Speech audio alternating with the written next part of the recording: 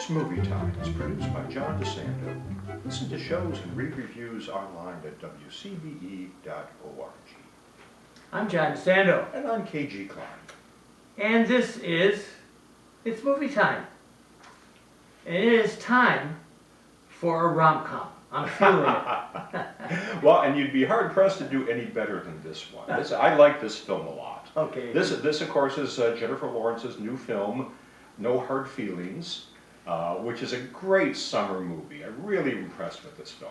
You know, Ken, I'm thinking that some people are expecting, even from the title, the double entendres, you know, no hard feelings. And they look at the trailer.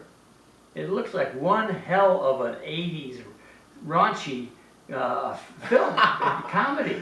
Well, and that's the kind of film that it's paying tribute to. Those 80s. Well, that's a good word. Yeah, okay. It's paying tribute to those 80s coming of age teen comedies that came out so often. Every summer there'd be 3 or 4 of them, and I know them. I'm very, very affectionate about them because I acted in a couple of those myself as Good. a struggling young acting student. Made a little money on the side doing some of those 80s comedies.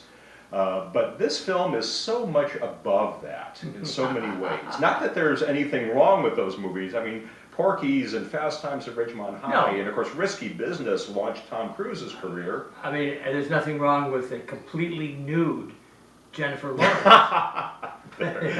There certainly is not, and that's a very unusual thing too. And I'll get to that. We in need just a to minute. get to We'll that. I'd like we'll to work our discuss way it. up to that Yeah, scene. agreed. Yes. Thank you. But what I love about this movie is that this movie really takes the idea of the teen comedy to a whole different level. And of course, Jennifer Lawrence is so amazing at elevating the quality of every film she's in. And look, she's also comedic. She's very, very funny, and she knows she's funny too, which is why she looks for these roles. This is not the kind of movie that you would have expected an A-list actress Right. to be in, especially with the nude scene. And she's won 2 Oscars.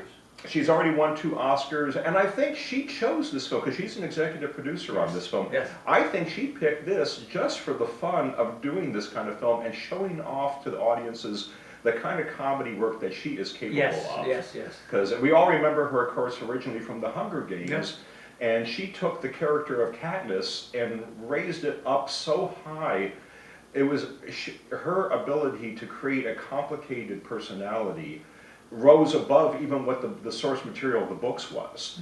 And she can just sit there and look at the camera and convey an entire range of emotions without saying a word. Yeah, well, the premise is that parents, including, what's his name? Percy. No, who's the parent? Matthew Broderick. Matthew Broderick, Who yeah. was famous for Ferris Bueller's Yeah. Day Off. So it kind of fits the movie very well. Fits it very, very well. But they're landowners in Montauk. They're in Montauk, and some of the film deals with the gentrification of Montauk. You think it sure yes, does. Yeah, and the millionaires and billionaires who have moved in, and Jennifer Lawrence is struggling to hold on to her mother's small house in Montauk as realtors are knocking on her door constantly. Well, why offering is her that money. then? Why is she struggling like that? Well, she's struggling because she's making her living as a Uber driver, but more importantly, she's caught in a point in her life where she's sort of locked in.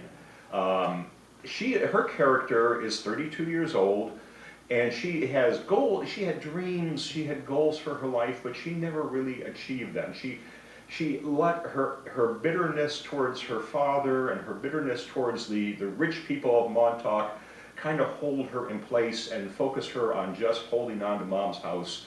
And she's got a string of romantic relationships that go nowhere, and she has a very clear fear of any kind of attachment. But look at, her car is broken down, so she can't use it for Uber. Well, her car's been towed away by a Right, former and- boyfriend. right, yeah, which is a very good touch. Yeah. I like the interaction between the two. There's something about him taking her life away.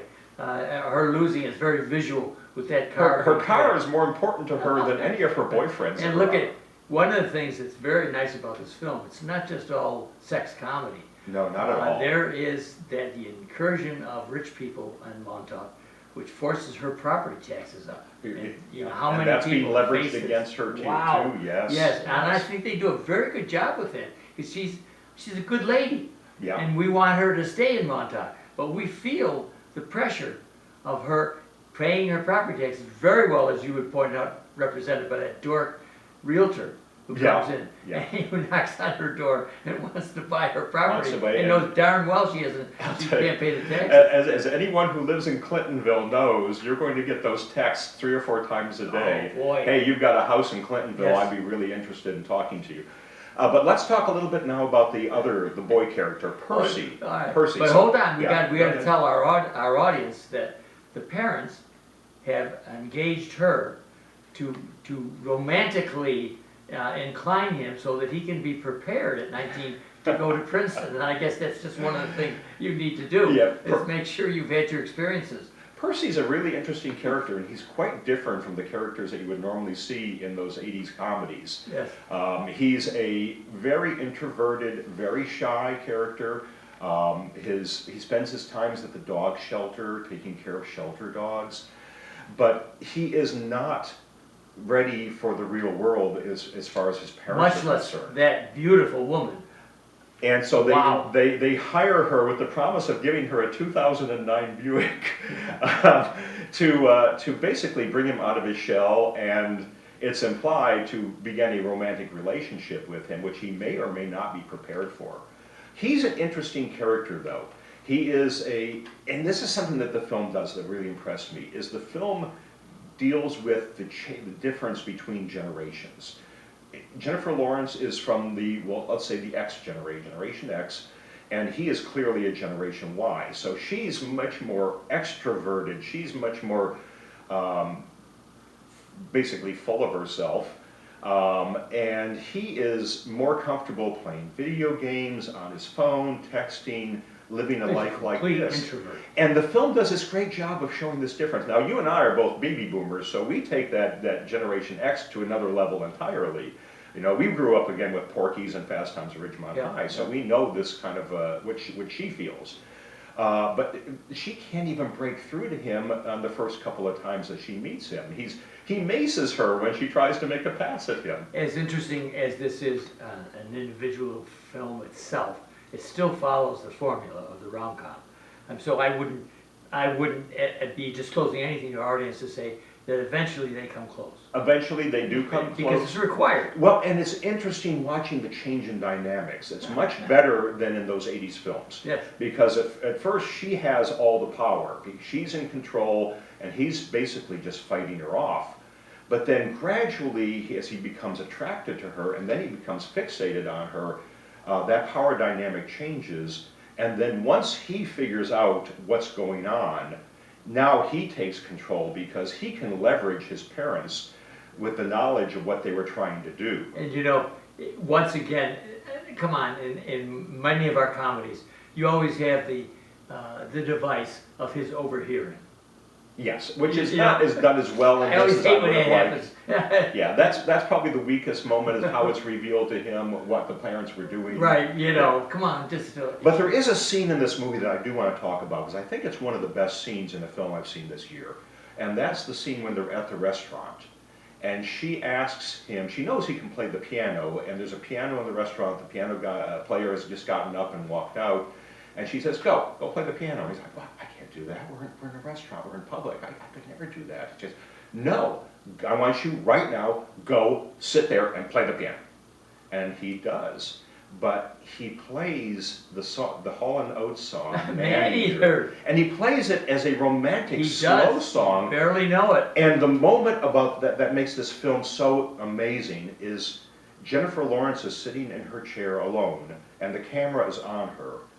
And you're watching her face, and she suddenly realizes that that song has her to a T. And she does not like what she's realizing. There's this expression of pure conviction on her, and then self-loathing when she realizes what she's doing with her life. And this is the moment, not a word is spoken other than him singing the song. She speaks not a word, but her face reveals this transformation from this self-assured, dominant personality in this relationship to a person who is so unhappy with herself. And if Jennifer Lawrence gets an Oscar nomination, which is possible, it's going to be for that scene, a scene where she does not have some lengthy monologue, where she says nothing at all, her face says it all. And this scene that you're talking about is an impressive scene. I'm incredulous about his smoothly playing in this lounge, this introverted kid. But I have to remind you, this is a rom-com, and wild things can happen, and you accept them because that's what the genre requires. Yes. I mean, there are certain things that you need, and if you're going to make a smooth moment, such as you did, that was a beautiful way of doing it. And they play that Man-Eater other times over the track, I think. Yes, they do. Yeah, they play the Hall & Oates version at another point in the film, and he indicates earlier that he doesn't have a clue what that song is about. He was having nightmares thinking that girlfriends were actually going to literally eat him on a date. All right. People need to know that there's more of us. Can you believe they want that? And more of us on our podcast, which is Backtalk. And That's right, because we still have not discussed the nude scene. And we are going to do that in our podcast. Right? But Ken, tell my audience what they should. What's your advice? My advice is go see this movie. It's a terrific film, but don't go see this expecting it to be a Porky's or a Risky Business. Go see this movie for the tremendous performance of Jennifer Lawrence. Yes, I would agree. Yeah. Yep. And go see it for the dynamics. It's just a fantastic film.